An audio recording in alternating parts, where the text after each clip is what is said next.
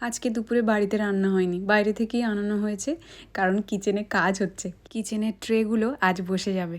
এই যে একটা বসেছে, এটাতে থালি থাকবে। ওদিকে আবার রুমের কাজও বাকি ছিল, টুকটুক করে আবার শুরু হচ্ছে। আজকের উপরে পুট্টি হবে সিলিংয়ে। ওই দেখো মেঘগুলোকে কি দারুণ লাগছে না। টিউবওয়েল থেকে জল আনতে গেছিলাম, ফেরার পথ ওকে বললাম চলো তো আমাদের কমপ্লেক্সে দুর্গা ঠাকুরের প্যান্ডেলটা শুরু হয়ে গেছে কি দেখি।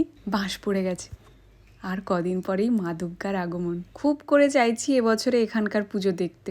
কতটা সঙ্গ দিতে পারবো সেই ইচ্ছে জানি না, দেখা যাক। এদিকে পুট্টির কাজ চলছে, 3 দিন হবে মোট, আজকে প্রথম দিন। বাড়ির কাজ চলছে তো চলছেই, কবে যে শেষ হবে সেই আশায় আছি আমি।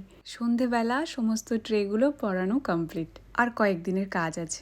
কিচেনে কোন ল্যামিনেট দেওয়া হবে সে আবার পছন্দ করতে যেতে হবে। এই সন্ধেবেলা দুজনে বের হলাম, হঠাৎ ওর কাজ পড়ে গেল, আর যাওয়া হলো না দোকানে। তাই ফেরার পথে ফুচকা না পেয়ে চুরমুর খেয়ে বাড়ি ফিরছি। চলো, সবাই ভালো থাকো, সুস্থ থাকো, আজকে তাহলে আসি, দেখা হচ্ছে কাল।